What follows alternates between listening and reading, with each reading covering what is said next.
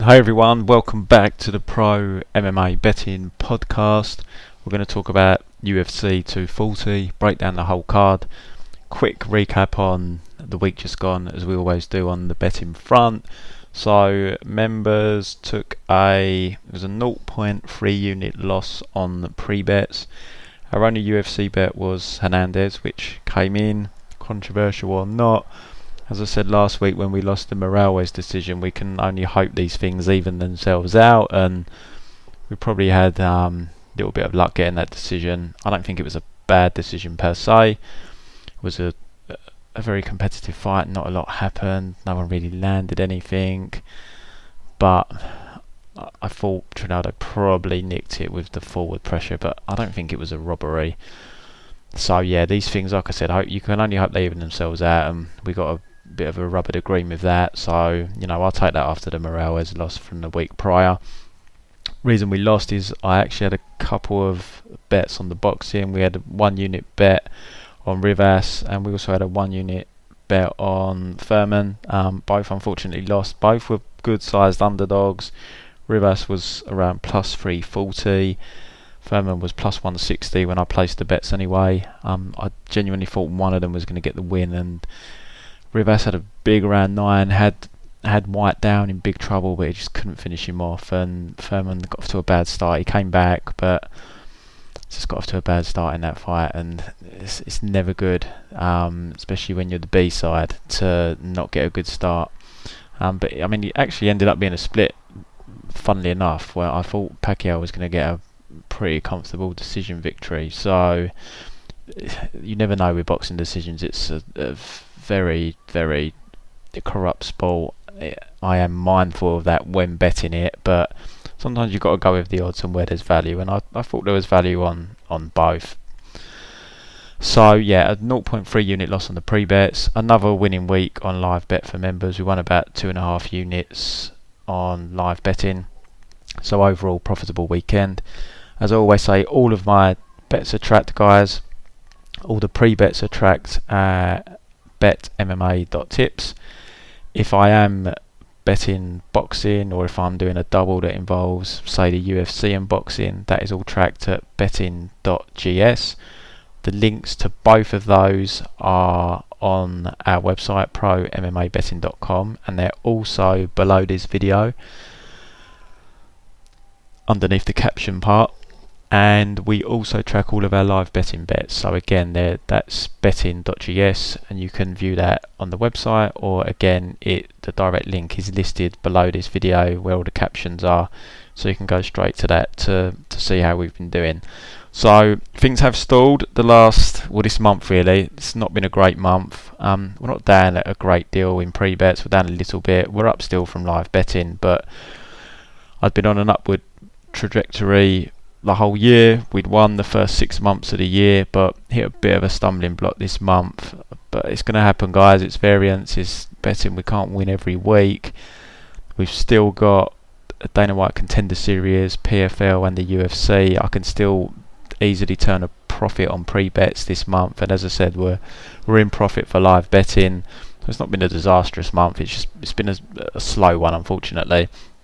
As I said before, I'm aiming for $100 or £100 per unit bettors to hit the 20,000 mark this year. We was on course for it, but because of this month it has slowed us down. I think now we are around the 8,700 mark in pounds or dollars if you're using £100 or dollars unit sizes for the year. So yeah, we need to go on a bit of a roll now. We're kind of just past the halfway stage, so we need to push on. So I definitely like UFC 240 better for betting. I didn't like the first 3 UFCs of this month rather, for betting.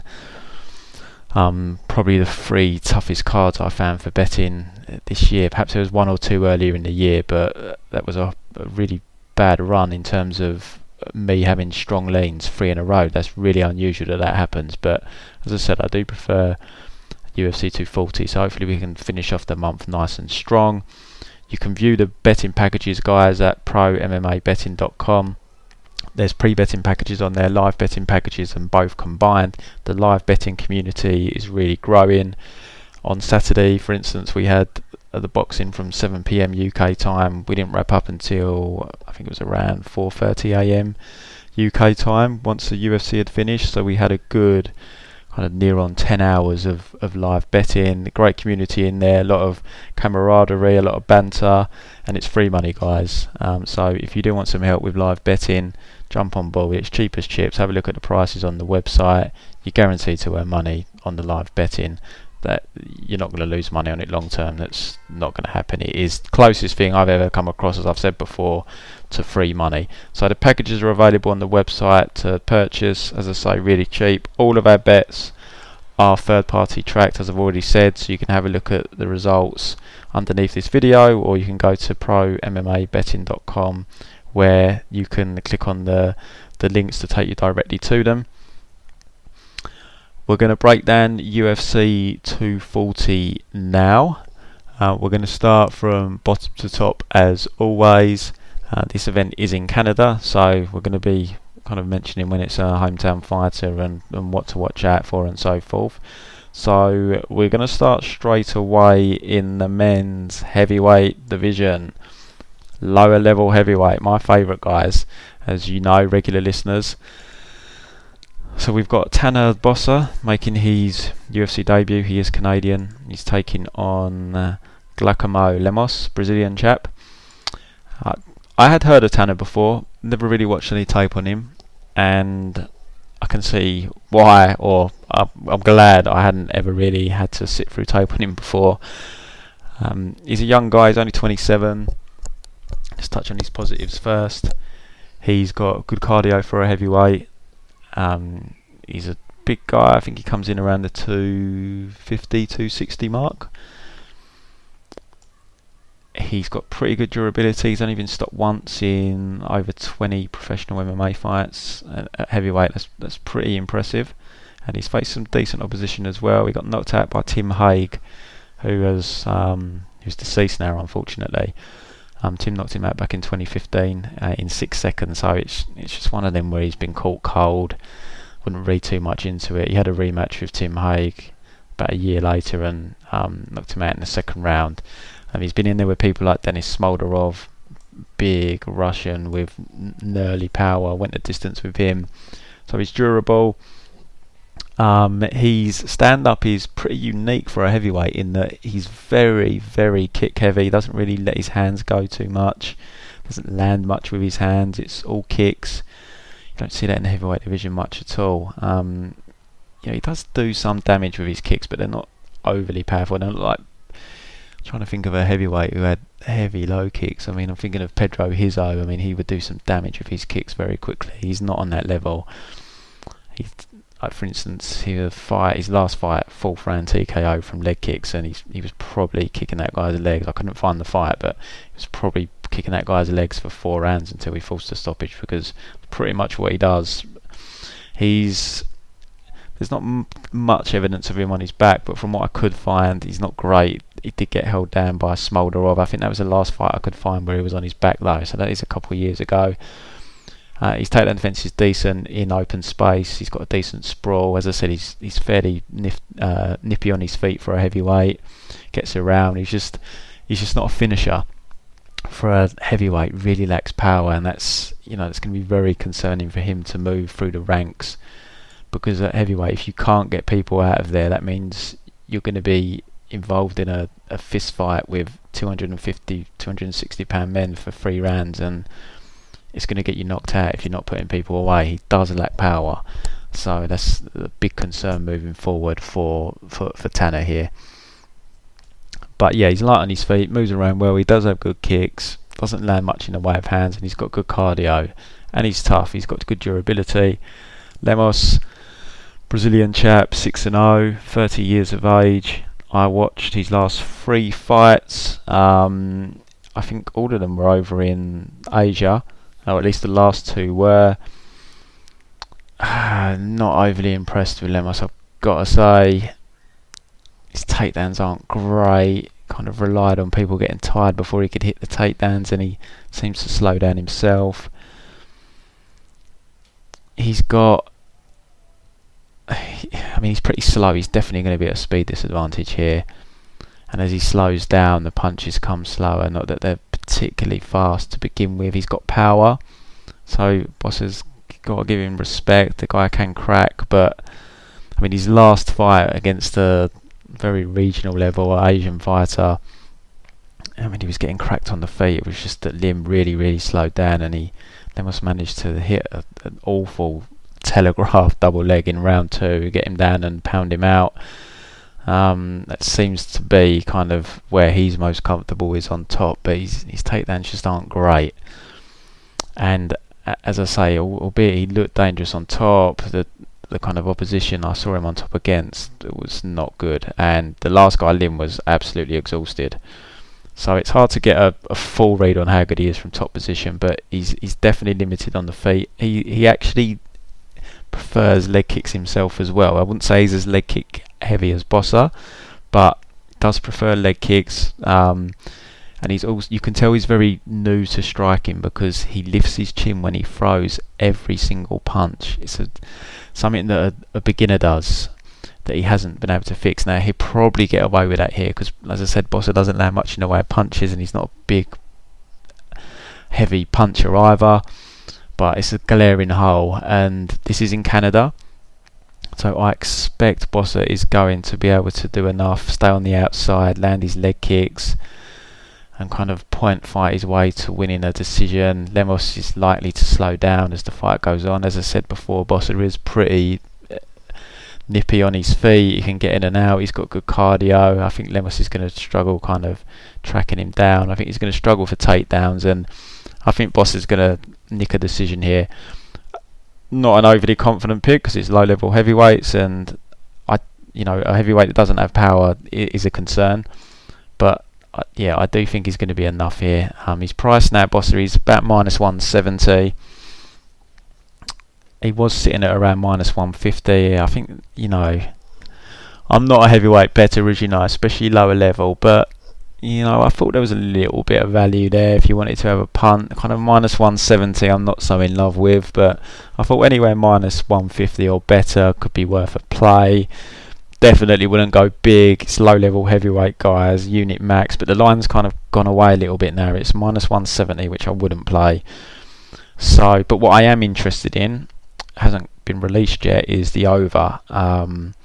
Now, with a bit of luck, the over might be released at 1.5, which I think will hold, depending on what the line is, will hold tremendous value potentially. So I'm definitely hoping that gets released at over 1.5. We'll move on now to the men's welterweight division. We've got Eric Koch taking on Kyle Stewart. I'll be honest, guys, I haven't fully finished tape on this one yet. I've watched the 2 Kyle fights that are available. I know he's fought in the UFC, and was he on the Contender Series? He's 2 LFA fights where he, I can't remember if he wins or loses decisions. I need to watch them, because I've not got, from watching the Contender Series fight and his UFC debut, I've not got a handle on his striking fully, because those fights were pretty much grappling based. So I need to watch him to see what I think of his striking. I know he trains at the MMA lab, but his grappling is pretty weak from the 2 fights I saw. Chance just took him down and subbed him really quickly, and then I saw him on, I'm sure it was the Contender Series was the other fight I saw him, where he got subbed as well.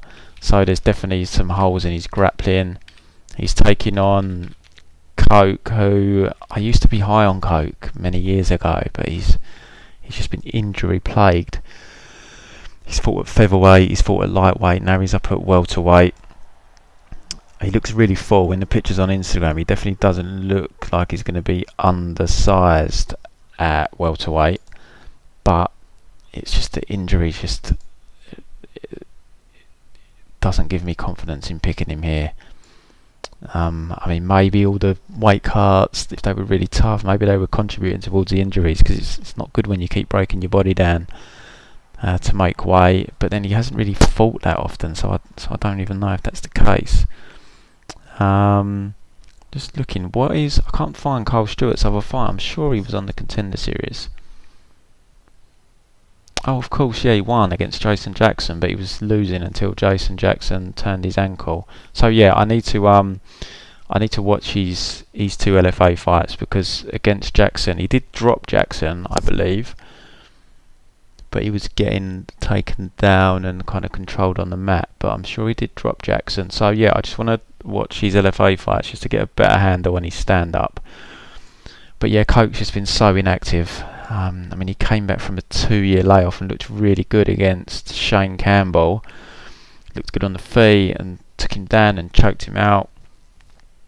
But then he was out for a year again. He got wrestled by Clay Guida. Then he was relatively quick turnaround. 6 months later, he faced Bobby Green. He looked really good in round 1 against Bobby Green. Looked good on the feet. Took him down, had him mounted. He's kind of got a good top game, has Eric Koch. But now he's had another 18-month layoff. He's won 1 decision, I think it is, in the last 10 years. I've got a bit of a worry that, if he doesn't get rid of people in round 1, how's he going to look? And he's carrying this extra muscle mass as well now. So yeah, his last win was Jonathan Brookins via decision.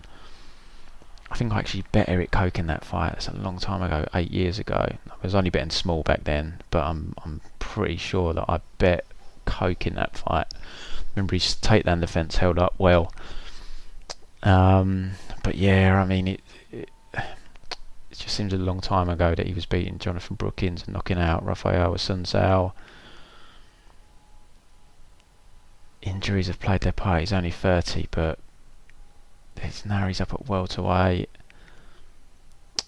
I mean, it's not what I'll probably do is later on in the week, once I finish the tape, I'll add to the caption my kind of final pick. But at the minute, I did go into tape hoping to like Coke because he was sitting as the underdog, but line's evened up now, so it's less tempting to bet him, and there's just a lot of unknowns. How's he going to look after another layoff? How's he going to look at welterweight? How is his cardio going to hold up with the added weight?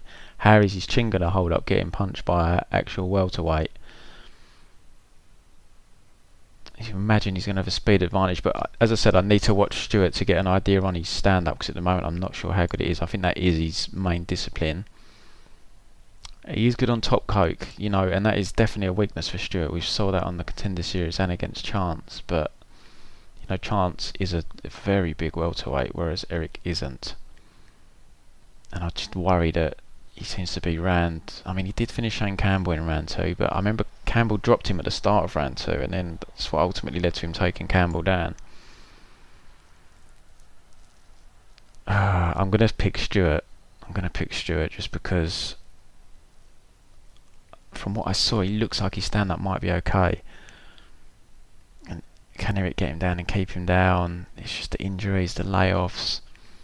I thought this guy had a higher ceiling, but his injuries might have taken that from him now. But like I said, I'll update later on once I've finished tape what my final prediction is. So that's kind of a loose prediction at the moment, but I'll go Stewart. But I'd be surprised if I think there's any value on the line now. It's basically a pick and fight, probably where it should be. Next, last fight on the Fight Pass prelims, Gillian Robertson taking on Sarah Froter. Finished tape on this one last night actually. So Gillian Robertson has had a pretty solid run since she's got into the UFC. She lost to Barbara Honchak on The Ultimate Fighter. Pretty much got dominated in that fight, ended up on the bottom in the first and second round, really struggled from underneath and got mounted, and the ref stepped in. But since The Ultimate Fighter, she's come into the UFC. She has faced Emily Whitmire, got a quick submission. She took Emily down, took her back. Emily turned into a guard, hit a lovely armbar. She dominated Molly McCann. She lost to Brazilian Mayra Silva. Back and forth fight that was. She got caught in an armbar right at the end of round 1, and she's coming off a back and forth fight with Veronica Macedo. Before the UFC, she lost to Cynthia Calvillo, who most of you will know. That was back in 2016. She was only like 21 or so. She lost her debut to Hannah Goldie, who we saw on the Contender Series a few weeks ago.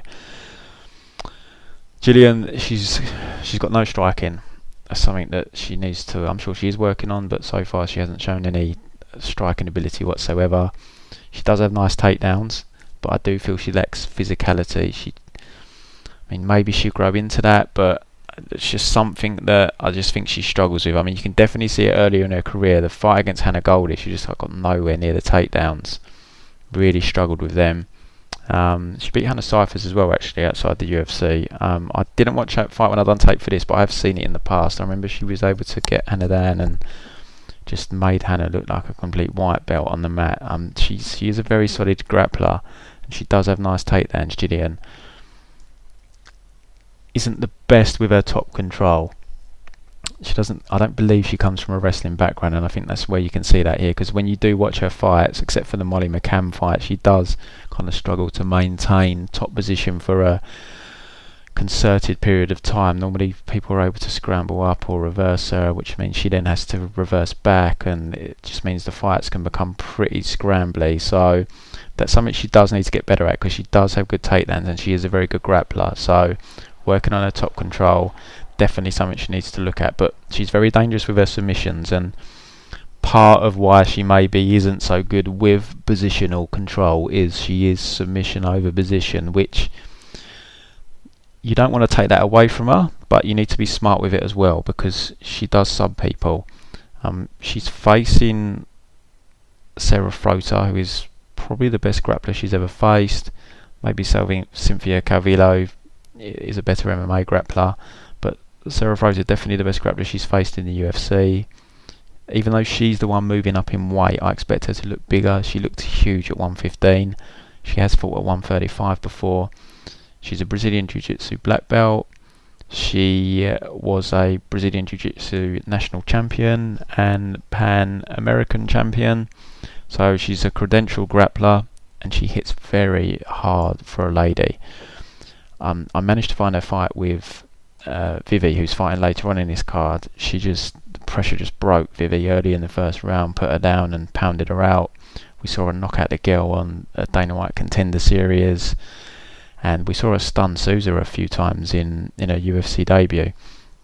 The knock on Frota is her takedown defense and her fight IQ. She pulls guard too much, sometimes looking for guillotine, sometimes when maybe she feels like she's not in a advantageous position with regards to defending the takedown, she pulls guard. She's very comfortable off of her back. She believes in a Brazilian Jiu-Jitsu, and it's worked for on the regional scene. You watch both her fights in the Indian fight promotion. She pulls off triangles off of her back, but you can't be doing that in the UFC. I know women's MMA isn't as advanced as men's yet, and they are a number of years behind, but even in men's MMA you haven't been able to rely on a bottom position for many years now, and you'll get away with it against some opponents, but someone like Gillian, who's a good grappler, you don't really want to keep putting guard, putting yourself on the bottom. It's hard to pull off triangle chokes and arm bars from the bottom in modern MMA against someone who knows what they're doing. So yeah, takedown defense, she's probably going to get taken down in this fight.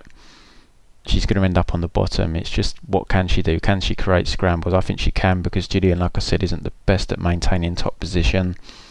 Also saw her shut Souza down with the rubber guard. If you get that locked in properly, I think it's the mission control position. It's tough to kind of do anything, and the refs were standing them up in that fight. So will they do that here in Canada? Gillian isn't a Canadian, so there's no hometown bias. So I think that's I don't think Frota's just going to lay there though and concede bottom position. I think she will be working. She definitely has the advantage standing. She's very powerful. I think it's going to be a back and forth fight. I'm going to pick Frota here. I just think that she can do enough on the feet with her pressure. I think maybe she can get on top with some scrambles at points as well. She's got good Brazilian Jiu-Jitsu. We can't sleep on her Brazilian Jiu-Jitsu. So I'm going to go with Frota to win a decision here. Close fight, back and forth. Lines come in now. Gillian was up at, I think, like minus 150 at one point. She's minus 130 now. Sarah Frota's plus 110. So we're approaching pick'em territory on the odds, which I think is about right. Is there value on Frota at plus 110? Maybe a little bit. I can see a couple of books are still showing as plus 125. I think that's, I think it's worth a stab, potentially on the underdog, but I definitely wouldn't recommend a big play. Right, fight pass prelims, guys. We've got Pantoja, Figueiredo.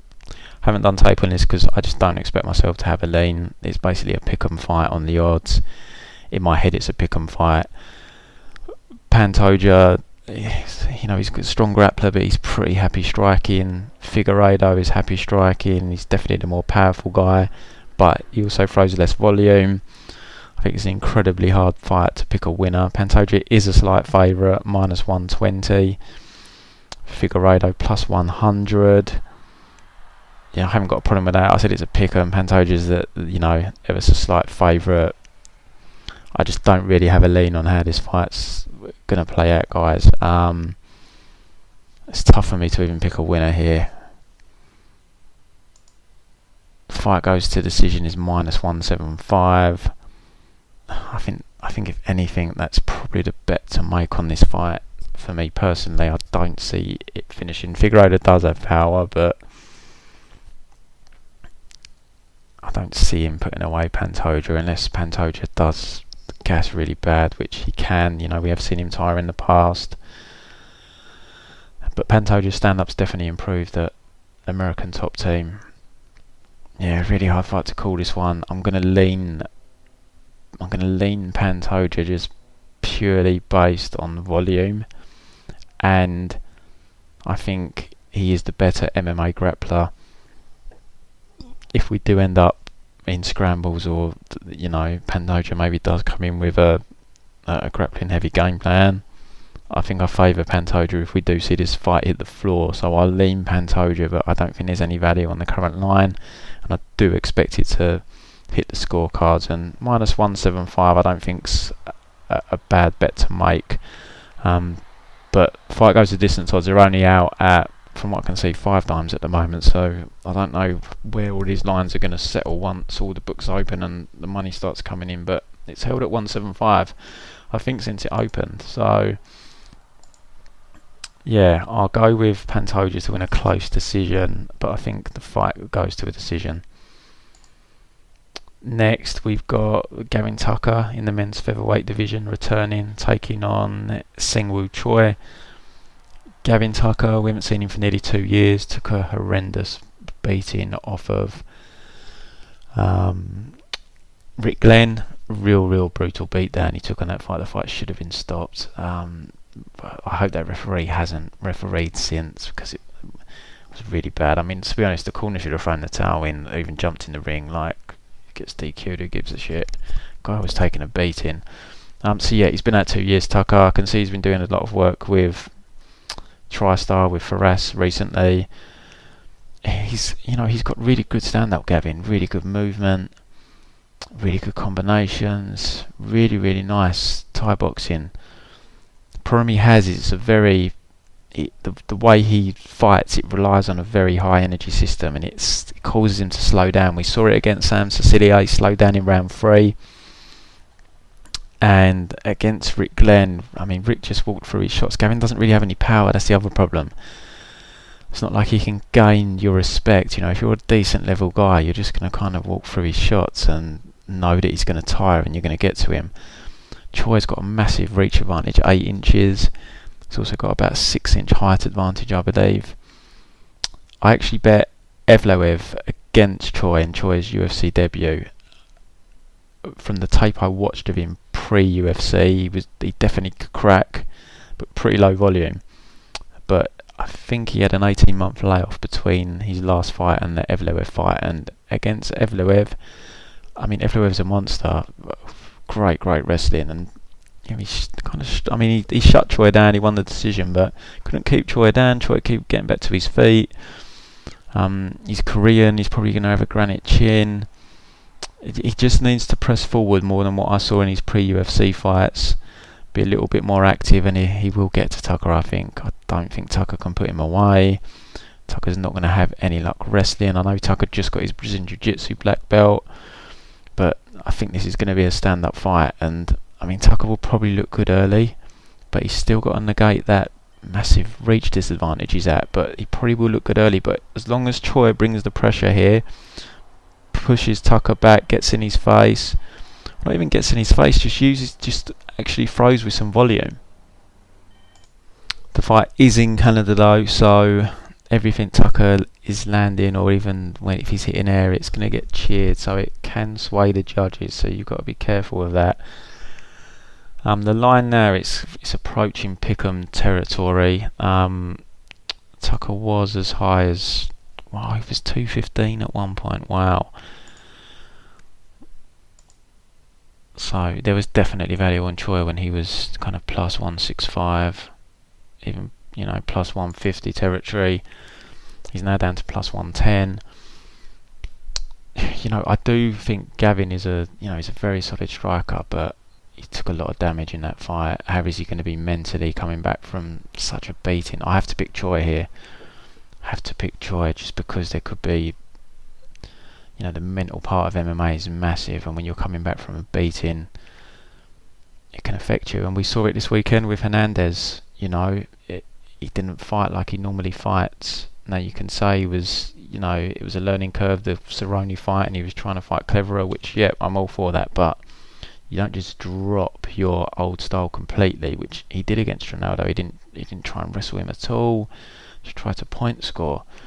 And you've got to think that, okay, he's trying to be a smarter fighter, but I also think there was some mental trepidation there as well. And you've got Tucker coming back from an almighty beating. I know he had his jaw broken. I'm not sure what other injuries he had, but the guy took a beating. How's he gonna react when he gets cracked from Choi? But it's not just that. Like I said, Tucker does slow down. Choi it's going to be tough to put away. I can't see Tucker finishing the fight. He's got massive reach advantage. He's taller. He just needs to make sure he's pumping the volume out. But I can see him getting to Tucker, so I have to go with Choi here. But the value is diminishing there because it's nearly a pick'em. But plus 165 was great value. Anyone that jumped on that, good call. Not sure if I'm going to bet it myself now because I feel like I've kind of missed where the value was. But it does feel like a tough fight for Tucker. As good as he is, with the mental question marks and the physical disadvantages, 2-year layoff, I'll go with Choi. I think he might stop Tucker here.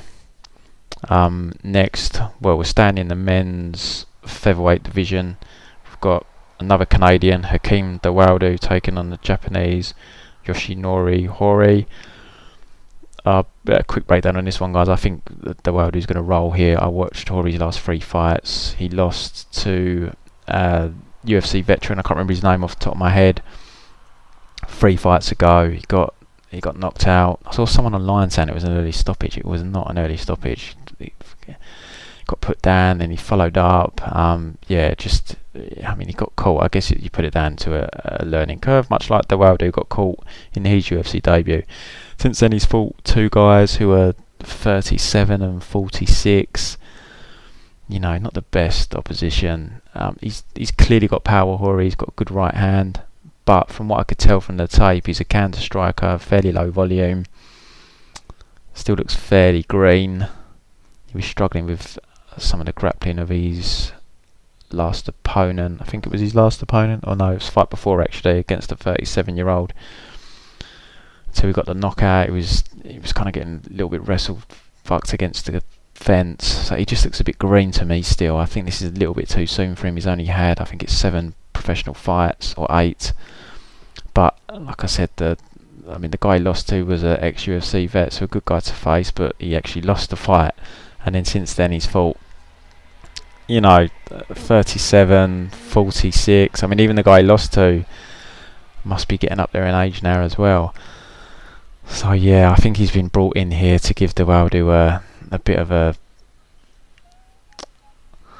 kind of sensational show. The weakness with Dawodu is he can be caught with the right hand. We've seen it numerous times. Remember, Steven Siler rocked him pre-UFC with a right hand. We saw Henry come out and pretty much starch him with the right hand. And we even saw Austin Arnett in round 2 have a kind of, he got dominated the whole fight, but there was a moment in round 2 for about a minute where he ate a few right hands. So He's definitely susceptible to the right hands, and it is Horie's power punch. So he does need to be careful, Dawodu. But having said all that, he's got the reach advantage. I think it's 4 inches. He fights long. Horie's a counter striker. Dawodu's not going to be running in like the last guy Horie fought, who he knocked out. He's going to fight long. He's got excellent leg kicks. I mean, he could just leg kick the guy for 3 rounds if he wants. But he throws a lovely left to the body, right low kick. But you've got to be careful with that, because that does leave you open to the right hand when you dip for the left to the body. So, I mean, Dawodu is up at -400. I don't really have a problem with that, but at the same time, I'm not racing to bet it, just because, you know, there are clear instances of him eating right hands. And by the way, I do not know why his last fight was a split decision. That was ridiculous. He won that fight comfortably. I just do not know what. Like, he won all 3 rounds. I do not know how a judge scored that fight against him. It was a clear decision win. So that should not read as a split decision on his record. Cole Bochniak done, you know, just got owned the whole fight. Got really frustrated. So yeah, I mean, I do like Hakeem. He's got really good takedown defense and scrambles. If he does get taken down, it's not going to come into play here against Horie. But really good stand up, really nice technician. It just has to mind that right hand. But yeah, I think he's going to style on Horie. I don't think Horie's going to land the right hand to knock him out. It seems like a tall ask. So I'll go with Dawodu to win probably a comfortable decision here.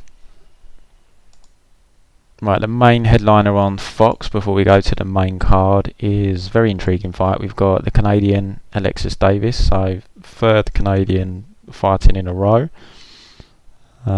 Just looking, there's actually the first 2 fights of the main card are involving Canadian fighters, so we're going to have 5 Canadian fighters in a row. So we've got Alexis Davis taking on Viviane Araújo. So Alexis Davis is a veteran of women's MMA. She basically, I kind of remember her coming back after the pregnancy. Now, I think that was, when was that? She fought Sarah McMahon. It wasn't then. When did she have the break? It must have been after the Kaufman fight. No, doesn't look like she's had her next. I thought she was up between McMahon and the Cindy Dandoy fight, but it appears not. Okay, well anyway, I went back and watched all of her fights basically from Cindy Dandoy. Watched the fight with her, Liz Carmouche, Chick Hagan and Jennifer Meyer. Alexis Davis she's got decent stand up. She moves forward, she's tough. She throws a lot of volume, albeit it is mainly leg kicks and body kicks. If you look at all of her fights, of the ones I mentioned, over 50% of her strikes are leg kicks and body kicks, which I believe causes her to lose these close decisions, because judges just don't score leg kicks and body kicks unless you're landing them like a Barboza. You know, they always go for face punches over leg and body kicks. And the other thing with Davis is she marks up really easily on the face. And if she's mainly leg kicking and body kicking her opponents, they're not going to be marked up, and that sways people as well. But yeah, she will push forward. She is very hittable. She will throw fairly good volume. She's got good cardio. She's got really bad takedown defense. It seems like she's got no balance. Really poor balance. But she's dangerous from the bottom. She had Liz Carmouche in precarious positions from the bottom. She had Cindy Dandoy in precarious positions from the bottom. She is really good from the bottom, so you've really got to be careful with her. She subbed, I think Sarah Kaufman was a submission from the bottom. She caught her with an armbar from the bottom, so she is dangerous when she's stuck on the bottom. She's fighting at home here as well, so that goes for her. I do think she's starting to look a little bit chinny though for a woman. It's not often that you say a woman's chin's cracked, and I'm not saying it is, but it looks to me like it could go at any point. Now, she's been stopped a couple of times. One was, I think it was a UFC not a UFC debut, or an MMA debut back in 2007, so you can kind of disregard that. But Ronda Rousey stunned her on the feet and then took her down and pounded her out. but she got rocked on the feet against Liz Carmouche. She got rocked on the feet by Caitlin Chikagan, which isn't a good look, and Jennifer Meyer rocked her as well, so that's 3 fights in a row. And Cindy Dandoyan was hitting really easy takedowns, like her balance looked really off. I thought that was a fight coming back after maternity, but it doesn't. It says Sarah McMahon was December 2016 and then Cindy was April 2017. So they're saying there's no gap. I'm sure there was. But anyway, let's move on to Vivi. So Vivi made a UFC debut on like 3 days' notice back in May against Talita Bernardo. I run the tape on Vivi the day of the fight, and the line just looked crazy to me. I mean, she was fighting up 2 weight classes. It was 3 days' notice, but I watched both her pancrase fights, and she looked really good. So I actually had a bet on her. I think I got about plus, I can't remember what I got now, plus 200, maybe plus 220. And yeah, I mean, she looked like a minus 300-400 favourite in that fight. She's got very nice stand-up, a lot of movement, which this does worry me a little bit. She's kind of got a lot of movement, a bit like Gavin Tucker, in that it needs a lot of energy. So I do have some concerns about her cardio. Now, she did slow down against Bernardo in round 2,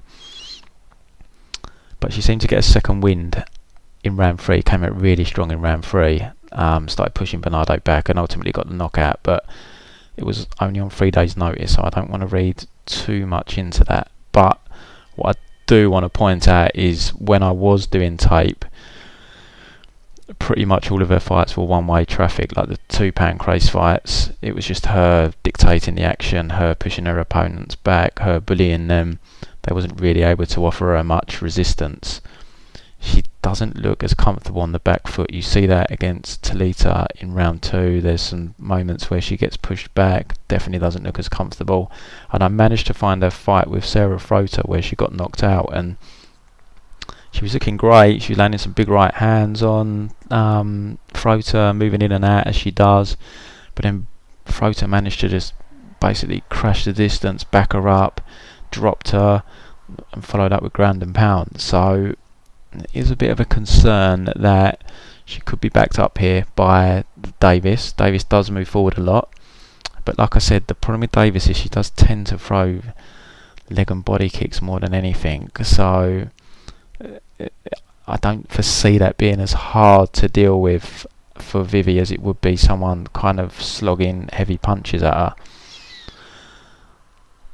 But her takedown defense looked good. Talita isn't very good, but her strongest part of her game is probably she's got decent takedowns and she's a decent top position grappler. But she defended Talita's takedowns pretty easily, and she took Talita down a few times as well. I think she can definitely take Alexis down if she wants to. Alexis, as I said, poor takedown defense. Seems to have really bad balance, but it's a dangerous game to play because Alexis is very good on the mat from the bottom, like I've already said. Vivi is a Brazilian Jiu-Jitsu black belt, so I'm sure she knows what she's doing down there. But this is MMA, not Brazilian Jiu-Jitsu, so you've got to be careful. So whether she'll want to implement that or not, I don't think she will. I think she'll want to strike. I think if we do see her hitting takedowns on Davis, it's because of the pressure and she's not reacting to it well. So I think if she does end up taking Davis down, it's probably a positive for Davis, but at the same time, if Davis gets stuck on her back, she's going to give up the round. So yeah, pre-tape I was thinking I was going to be like max betting Vivi, especially when the lines first came out, because you could get around like minus 150, minus 160, minus 170. It was kind of around that price on Bet Online for a while. But after doing tape, I can see how Davis could potentially win this fight. I do have question marks over Vivi's cardio. I'm not saying she's going to gas, but like she did only take the Talita fight on 3 days' notice. But I just think Davis can push her back more than anyone has, and that's going to drain on her cardio. She likes kind of moving in and out, side to side, dictating the action. I think that could, she looks like she tenses up when she's pushed back, and you tense up, you start holding your breath. It all contributes to you gassing. This fight's at 125 as well.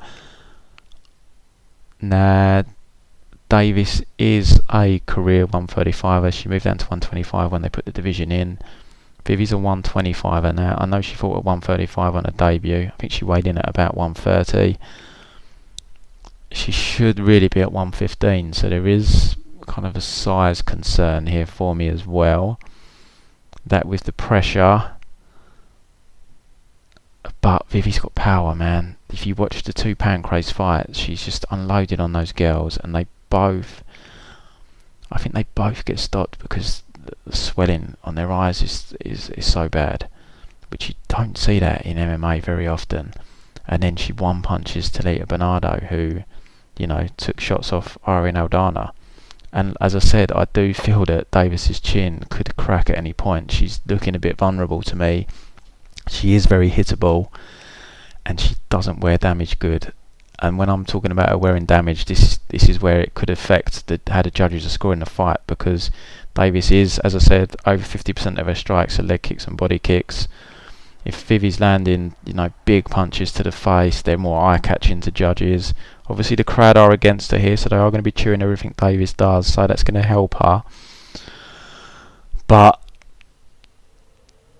I think I just don't. I have to go with Vivi. But there is a path for Davis here. If she can wear Vivi out, I see her losing round 1. But if she can make round 2 competitive, really start to wear on her, and then round 3, Vivi's tired and Davis takes over, you've got a close decision on your hands. Now, for me, at current odds, I wouldn't recommend that you bet Vivi. She could come out and starch Davis. I'm not ruling that out at all, and she could look a massive favourite, but I think there's a bit of recency bias here with that display against Talita Bernardo. She's like she was minus 275, minus 250 now.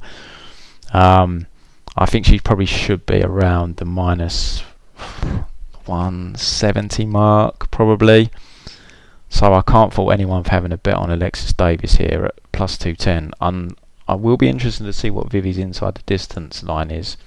Got a feeling it's going to not be that great because of her last fight, but will be interesting to see, because I would not be shocked if she one punch Davis, but I definitely think there's a path here for Davis. I think the line is too wide. I'm picking Vivi because I feel like Vivi needs to gas for Davis to win this fight, and I don't like, as I've said, Davis mainly being leg kicks and body kicks. It's going to be hard for her to win fights, but she is fighting at home, so she's got the partisan crowd on her side. But I'm going to go Vivi, and I hope Vivi looks really good, because it'd be really good to have a solid contender in this division. So I'll go with Vivi to win a decision. I wouldn't be shocked by a knockout, but I also wouldn't be shocked by Alexis stealing a close decision. So I think at current lines, I think Davis is worth a stab. I don't think you should play Vivi at the current line, even though I am picking her. So main card next, we've got the men's middleweight division. First up, Krzysztof Jotko taking on Marc-André Barriault. Pre-tape, I thought I was going to really like Mark here. I actually bet Andrew Sanchez in his debut, but I just went back and rewatched it not so long ago, and he got wrestled for much longer in round 1 than I recalled. He got shut down in round 3, even though Sanchez looked tired. He had a good round 2, landed some solid shots, most of them were in the clinch. But yeah, well, I don't know, it must have been because I had money on Sanchez that I thought it was a better performance than it actually was from Mark. I mean, don't get me wrong, he looked decent. He looks like a strong guy, but his striking's quite cumbersome, and he's also quite slow. His takedown defense has improved since pre-UFC, but at the same time, I was hoping to like Mark to bet him, but I've kind of gone off that idea now. But at the same time, I just don't know where Jotko's at. Coming off those back-to-back knockout losses, he got a gimme fight in his last fight, let's be honest. The UFC done him a massive favour there. That guy's not UFC quality whatsoever. Easy win for him. He's got someone that can bang again now. So how's Jotko going to be mentally? Where is he at coming off them back-to-back KO losses now? His last opponent could bang as well, but he was just very limited. Mark isn't as limited. He's got decent takedown defence, and he can get back to his feet. It is his weakness, but he's not going to be as easy to dominate and take down as the last guy they gave Jotko, and this guy definitely can crack. He's got some big power, and he's fighting at home as well, so he's going to have to crowd on him. It's going to spur him on. Jotko tore his ACL as well. Yeah, that's why he had such a long layoff. So he's kind of had to come back from a lot here. It's a tough fight for me to call, just because where's Jotko's chin at? Where is he mentally? How's he going to fight this fight? Is he going to fight like he used to fight, or is he going to come out really? And like I've said already, is he going to come out with a different style like Hernandez did? Is he just going to try and wrestle this guy as opposed to using his striking like he used to, because he's worried about facing a power puncher? So for me, it's a hard fight to call because of that.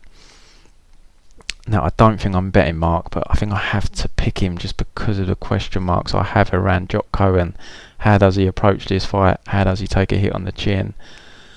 His wrestling is pretty solid, but it's not like he goes to it a lot. I looked at his takedown stats, and except for his last fight, normally he kind of goes for a couple of takedowns a fight, hits one of them. I remember he had the really good wrestling display against Tao's latest, but Tao's was kind of at the back end of his career then. The path of least resistance for him is definitely to try and take Mark down, but Mark's, as I said, his takedown defense has improved. He's a pretty big guy, and I think on the feet it could get dicey for him, because it's not good when you're getting knocked out by Brad Tavares. So I'll go Mark. It's not a confident pick. I don't see how anyone could be overly confident in Jotko here. He's kind of sitting at a good price in a way, minus 160, but in a hard fight to call, as I always say, guys, I have to go with the odds, and the odds are showing me plus 150 on someone who I think can knock out Jotko and make this a tough night's work for him. So I definitely think there's a little bit of value in Mark. I wouldn't go big, because if Jotko comes out and fights the fight like he did against like Uriah Hall, then I can see him, even if he doesn't use his wrestling, point scoring Mark. But Mark's definitely got the equaliser with the power, and what happens once Jotko gets cracked once? Does it send him into wrestler mode? If he doesn't dominate with the wrestling and there's a lot of fence grinding like the branch fight, the judges are going to go with Mark landing the power shots. The crowd are going to be cheering him like crazy. So yeah, I'm going to pick Mark. Close fight, hard fight to call, but it would definitely tell us where Jotko's at mentally and what kind of a future he has. So it's a big fight for him. But I'll go with Mark here to win. I wouldn't be shocked if he knocked him out, but I think he can win a close decision. Next fight is the men's lightweight division. Arman Tsarukyan, I think I'm saying that wrong, taking on Olivier Aubin-Mercier. Interesting fight, this one. It's going to be a grappling heavy fight, but I think it's going to be entertaining, so I think it's going to be quite scrambly. Arman is coming off an impressive loss. Now, people always say be careful betting someone that's coming off a loss, especially in their UFC debut, but he was facing Ismail Makhachev, who's an absolute monster, and for the first 2 rounds he was extremely competitive with him. I was impressed with him pre-UFC tape, because I remember wanting to bet Ismail, but I just couldn't pull the trigger at minus 300. Olivier we saw him on The Ultimate Fighter. He's kind of come through the UFC, trains at TriStar.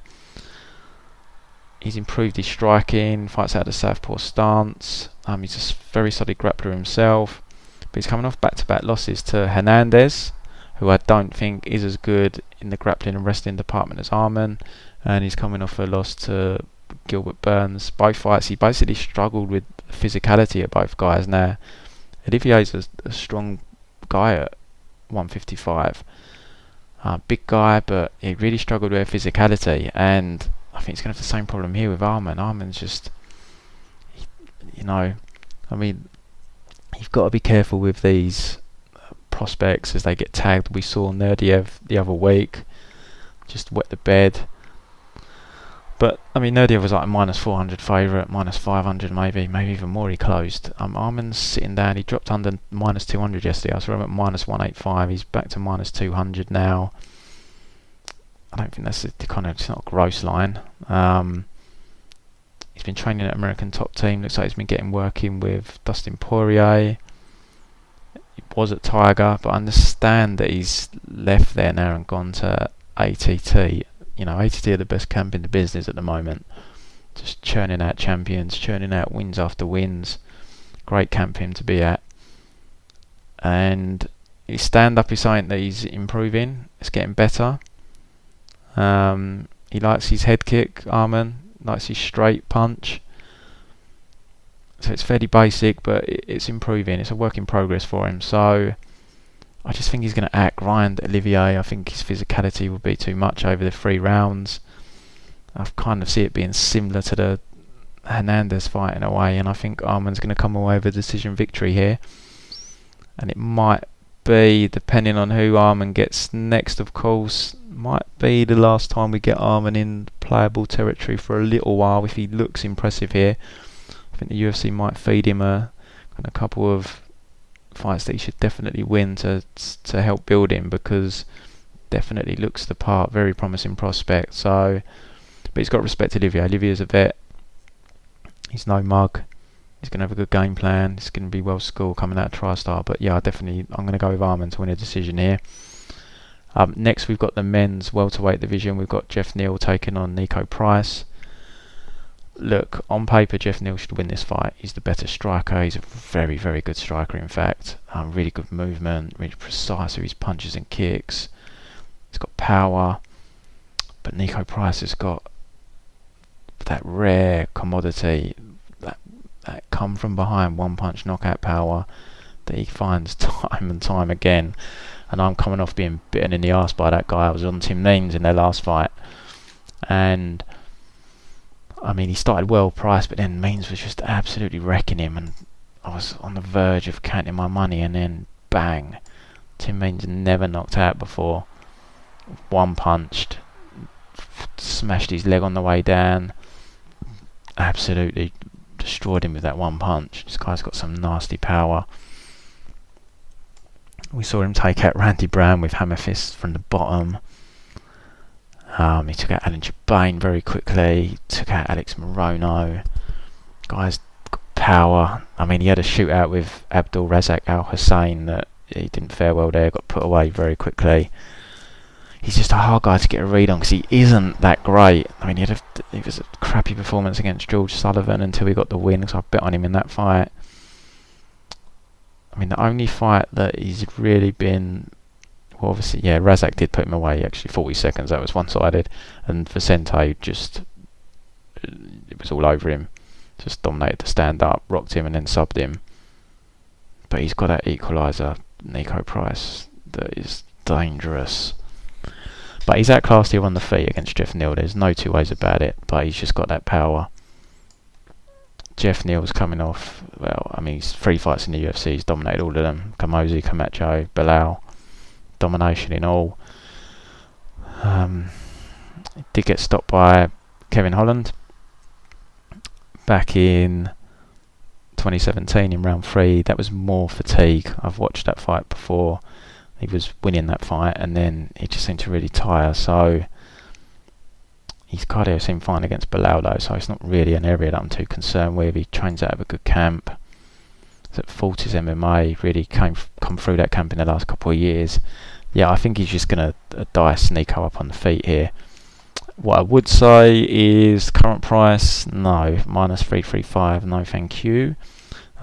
He was sitting around minus 250 for quite some time, which I thought was, I wouldn't go big just because it's Niko Price, but I thought that was playable for a unit, 2 units. The big value for me on this fight is I'm still seeing fight doesn't go to decision minus 105. That is the play on this fight, guys. Niko Price has been to a decision in his career on 1 occasion. That was in victory. When was that? Let's have a look. That was back in against Woody Hosh 3 years ago. In the UFC, he's had 1, 2, 3, 4, 5, 6, 8 fights. He hasn't been past round 2. Geoff Neal, he couldn't put Belal away, but he had him hurt. had him hurt. And Niko's been finished in both of his losses as well, a submission and a submission loss, and we've seen him dropped as well. We got rocked by Randy Brown, I remember. He got dropped by, he looked in dire straits against Tim Means. He was definitely hurt. We saw Morono, I think, dropped him a couple of times. Didn't look particularly hurt against Morono, but I mean, and he got hurt against Luque before the submission. That's what led to the submission. So he can definitely be hurt. And Geoff Neal has been finished in both of his losses, a KO and a submission, and he's finished 8 of 11 wins. Stopped the first 2 guys faced in the UFC, stopped the guy in Contender Series. One of the guys he stopped in the UFC, Camacho, who's got, he's hittable as fuck, but he's very tough to finish. And then Barriault again, who's really tough, and he put Barriault down, I think, a couple of times. I bet Neal in that fight. I haven't rewatched it here, but I remember Neal just dominated him. So yeah, for me, if that line stays at that guy's fight, doesn't go the distance, crazy value. But yeah, Geoff Neal here, I think he's going to knock Niko Price out, but doesn't go to a decision in case Neal does get Price punched. It covers you. Right, next fight, co-main event. Cyborg against Felicia Spencer. I'm not going to talk about this for long. There's no angle really. I'm interested in betting. Cyborg minus 600. Fight doesn't go to a decision. When I last looked, it was the same. It's even more expensive, minus 700 basically. Felicia's a grappler. She's got good hips. She can get her kicks up there quickly, but she's going to get eaten on the feet here. Don't think she can get Cyborg down, even if she can. Cyborg's a very competent grappler. Cyborg's got a point to prove after her last performance. I think this is the last fight on a UFC contract. So yeah, I can't see anything but a Cyborg victory here, so I'm going with Cyborg. Main event for the men's featherweight title, we've got Max Holloway taking on Frankie Edgar. Great fight. I just don't really know where Frankie's going to be at. He's been out for about, I think it's 18 months. Let's have a quick look, make sure I'm telling the truth. No, about 15 months by the time he fights. He is 37 years of age now. In October he's 38. He's accrued a fair bit of damage. I mean, I see a lot of people still have faith in his chin. I personally don't. I think he looks a bit wobbly to me. I mean, he got knocked out by Brian Ortega. He got rocked by Jeremy Stevens. I remember Charles Oliveira. I'm sure Charles Oliveira rocked him as well. I just not buying into the notion that he's got a great chin anymore. I mean, he's never had a great chin. He's just always recovered really well. But he's getting up there in age now. I think that's just going to be harder and harder. And we saw that with Ortega coming off that win over Cub Swanson. It was a terrible fight. I remember I fell asleep during that fight. It was just on the feet for the 3 rounds. Just nothing really happened. I mean, Frankie won, don't get me wrong, but it wasn't kind of an overly impressive performance. Finally getting his crack at Max, who's coming off a very, very tough fight up at lightweight against Dustin Poirier. It's quite a quick turnaround really for Max. It was only 3 months ago, that fight. I would have liked him to have taken a bit more time off if I was in his team. I think it took a lot of head trauma there, and he's got to make the cut back down to 145. All seems a little bit of a quick turnaround. I'm sure the UFC have had to put some pressure on him here because they're struggling with their main events, and this is a pay-per-view card, so they need to have a title on the line. But yeah, look, I can't really see Frankie winning this fight, guys. I know we haven't really seen Max's takedown defense tested for a long time. There is a path to victory there for Frankie if he can grind out Max over the 5 rounds. But I just don't see it. I think his takedown defense has gotten better. I think his get-ups have gotten better. And a lot of people are, Ortega got him down twice. Yeah, but he got up very quickly. Maybe he wasn't really, I maybe didn't see the takedown as a threat for Ortega. But he got up, there was no problem getting back to his feet. I just can't see Frankie being able to hold Max down. I think it's a very difficult thing to do in modern MMA unless you're someone like Khabib, especially in the lower weight classes, to just hold someone down and grind out a decision. You know, the game's evolved so much with the scrambling and how people now use the fence to get back to their feet. You know, you go back years, the fence used to be used as a weapon against you if you was on the bottom. Now, for most people, it's a weapon they can use to get back to their feet. They use it as a wall to stand up against, like a third leg. So I just can't see it. And on the feet, I just don't see him having anything for Max really on the feet. I mean, Max isn't a big one-punch guy. He's a volume guy. That's how he puts people away. So I'm not convinced he puts Frankie away necessarily, but I definitely think he wins a volume decision over the 5 rounds even here. I think Frankie will struggle for the takedowns. I wouldn't even be shocked at a late stoppage. Frankie's getting up there in age. He's nearly 38. He's been out 15 months. Kind of a long time when you're that age. And he's taken a fair bit of damage throughout his career. So yeah, I just can't see anything but a Max win here. So I have to go Max to win this. Probably go with a decision, but like I said, a late stoppage, it wouldn't shock me. Fight goes to a decision is sitting at +155. I think that's got a bit of value, definitely. I mean, I'm not normally a fight goes to a decision better, but there's quite a few I've seen here that seem a little bit off to me, but they also don't seem to have moved since they've opened, so I wonder if they've updated or not. I hope it is correct, but I've just got a feeling that they haven't updated, because just a few of them seem off to me. But yeah, I'll go with Max to retain his title here and win a pretty comfortable decision, I feel. So that wraps up this card, guys. Good luck to everyone betting it. Like I said, if you want to jump in for the live bet tips, we've got great chat room going now on Discord. Lots of members, lots of banter, lots of camaraderie. Everyone helping each other. I'm throwing the bets out. You don't have to take them, but we had another winning week on live betting just gone, and I'll be getting the pre-bet sent out to members very shortly. I've just finalised this card today, really. So yeah, we'll have some bets going out. We've got Contender Series tomorrow. I'm hoping to have some bets for that. Just waiting for the odds to drop, which they have, but then they disappeared from Bet Online. Bet365 have just dropped them. So yeah, so good luck everyone with your bets. And also, just one other thing to point out, we went 7-6 on predictions last week. So I think I've been doing these videos since the start of the year. I've only had one UFC where I've predicted more losses than wins. So I'm hoping to keep that going this week. Yeah, just the one. If I could go through the whole year with just one event where I predict more wrong than right, I'd be really, really chuffed with that.